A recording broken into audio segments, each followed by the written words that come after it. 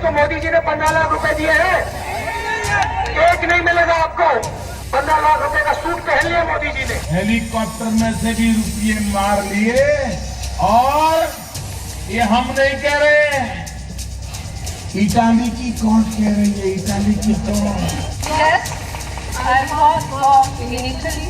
मेरा रिश्तेदार इटली में रहता है, नहीं रहता है ना।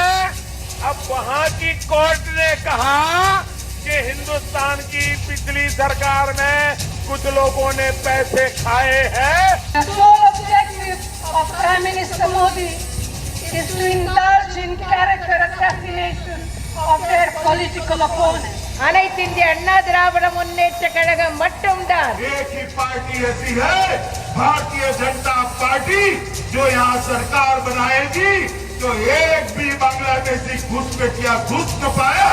তৃণমূল কংগ্রেসই বাংলায় তৃণমূল কংগ্রেসের বিকল্প, আর কোনো বিকল্প নেই। कांग्रेस भ्रष्टाचार करने का अपना स्वभाव नहीं छोड़ती, और कम्युनिस्ट हिंसा करने का अपना स्वभाव नहीं छोड़ते।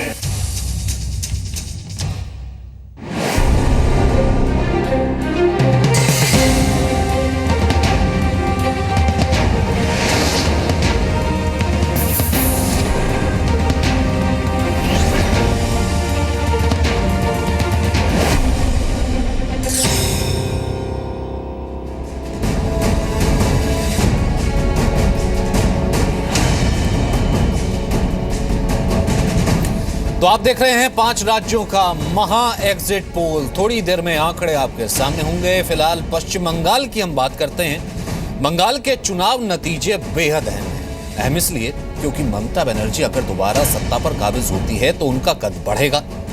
बीजेपी अगर वोट परसेंटेज या सीटें बढ़ाती है तो उसका हौसला बढ़ेगा। रही बात कांग्रेस और लेफ्ट की, तो दोनों ही पार्टियों ने यहां आपस में हाथ तो मिलाया है, लेकिन दोनों को इस बात का भरोसा नहीं है कि उनकी मेहनत रंग लाएगी। আমাদের দেখুন অ্যাম্বুলেন্স আছে এখানে, আস্তে করে তুলে নিন, আমি দাঁড়াচ্ছি, আস্তে করে তুলে নিন, আস্তে করে অত ভিড় করবেন না, আস্তে করে। একটু জল দিন, জল আছে না এখানে, একটু জলের বোতল দিয়ে দাও, জলের বোতল দিয়ে দাও।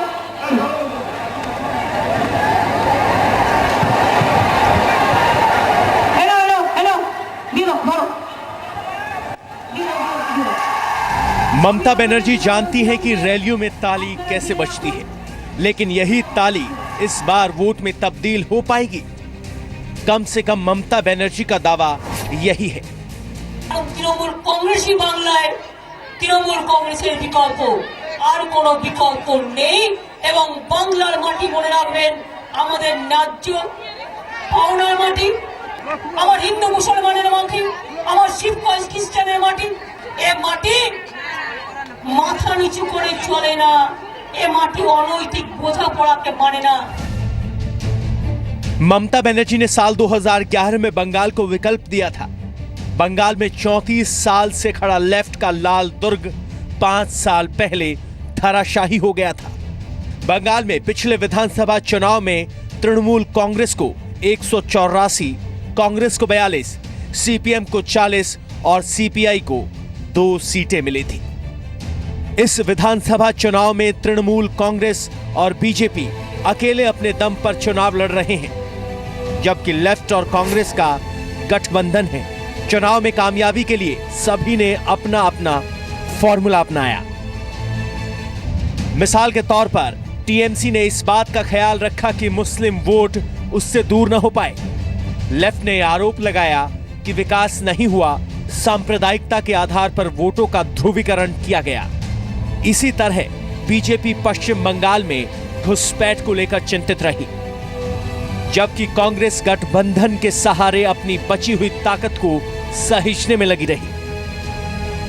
देखने वाली बात यह भी होगी कि सुभाष चंद्र बोस से जुड़े सच को दुनिया के सामने लाने की कोशिश बंगाल में वोट के लिए मुद्दा बनी या नहीं। ब्यूरो रिपोर्ट, जी मीडिया।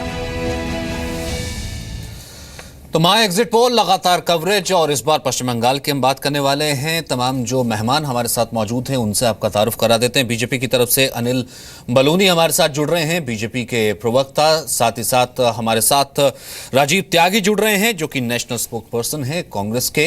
बहुत बहुत स्वागत है राजीव जी। उत्तर प्रदेश कांग्रेस कमेटी के पूर्व महासचिव भी रहे हैं, साथ ही साथ सोमनाथ सिंह रॉय हमारे साथ लगातार जुड़े हुए हैं, तृणमूल कांग्रेस के समर्थक हैं, मीडिया में टीएमसी का पक्ष रखते हैं। सुमंत भट्टाचार्य वरिष्ठ पत्रकार इस वक्त स्टूडियो में हमारे साथ मौजूद हैं, इंडियन एक्सप्रेस, जनसत्ता, आउटलुक से जुड़े रहे हैं, विश्व कबीर विचार मंच के अंतर्राष्ट्रीय महासचिव हैं। संतोष जॉय वरिष्ठ पत्रकार इस वक्त स्टूडियो में मौजूद हैं, पीटीआई और एचटी मीडिया से जुड़े रहे हैं, कई पत्रिकाओं में लेख लिखते रहे हैं। अब सुमंत, सबसे पहले मैं आपसे शुरुआत करना चाहूंगा। पश्चिम बंगाल की बात हुई, आप उस जिले से आते भी हैं और बहुत इंटीरियरली आप अभी हो करके भी आए हैं। अगर मैं इसे ऐसे पुट करूं, अंदर की स्थिति आप ज्यादा बेहतर बताएंगे कि पहले भी चुनाव होते हैं, हिंसा होती है, ये एक तरीके का उस स्टेट का डीएनए है, लेकिन इतने एग्रेसिवली शायद वेस्ट बंगाल की हिस्ट्री में ये पहला ऐसा असेंबली इलेक्शन आप देख रहे हैं। देखिए, पश्चिम बंगाल में एक वोटिंग परसेंटेज जो रहता था वो आमतौर पर बहुत ज़्यादा फ्लैक्चुएट नहीं करता था। ये बात सही है कि इस बार वोटिंग परसेंटेज बहुत तेज़ी के साथ बढ़ा है, और अभी तो एग्जैक्ट पर अगर मेरे ख्याल से कितना फिगर आया आपके पास मुझे नहीं आइडिया है जी। अभी 5 बजे तक का अपडेट नहीं आया, केरला और तमिलनाडु का तो आ रहा है। अच्छा, तो बहरहाल जो भी है काफ़ी, मैंने अगर 4 बजे का भी देखे तो काफ़ी बड़ा एक मार्जिन आ रहा है। बंगाल के अंदर जो अर्बन वोटर था, जो मुझे लग रहा है कि इस बार जो अल्टरनेट एक वो अपनी एक अल्टरनेट पॉलिटिक्स तो हम नहीं कहेंगे कि लेकिन एक अल्टरनेट की तलाश में है, जो सीपीएम और टीएमसी से अलग है। तो मुझे लगता है कि अर्बन वोटर जो है वहाँ बहुत तेज़ी के साथ बढ़ा है। आमतौर पे हम नॉर्थ इंडिया की तरफ ये देखते हैं कि जो अर्बन वोटर है वो बड़ा सुस्त रहता है, और जो रूरल वोटर है वो काफ़ी आगे रहता है, क्योंकि वो जानता है कि इसी राजनीति से मेरी ज़िंदगी को बदलना है, जो भी बदलेगी यही राजनीति मुझे बदलेगी। जो शहरी उदासीनता थी वो बंगाल के अंदर बहुत तेज़ी से ख़त्म होती हुई दिखाई दे रही है। अब अगर एक सेगमेंट के तौर पे हमारे सामने आ जाए कितने वोटर्स कहाँ पर कितने परसेंटेज बढ़ रहा है, तो एक क्लियर पिक्चर मिल पाएगी। लेकिन यहाँ मैं थोड़ा सा अंडरलाइन करना चाहूँगा कि लास्ट जो चुनाव हुआ था 2011 में भी, उस बार जो वोटिंग परसेंटेज बढ़ा तो अर्बन वोटिंग परसेंटेज बीजेपी तरफ जा रहा था। हालांकि बीजेपी स्टैंड नहीं कर पाई, लेकिन जो अर्बन वोटिंग परसेंटेज है वो बीजेपी का बढ़ा, और अगर इस बार वोटिंग परसेंटेज फिर अर्बन बढ़ता हुआ दिखाई दे रहा है तो मुमकिन है कि इसका फायदा बीजेपी को होगा।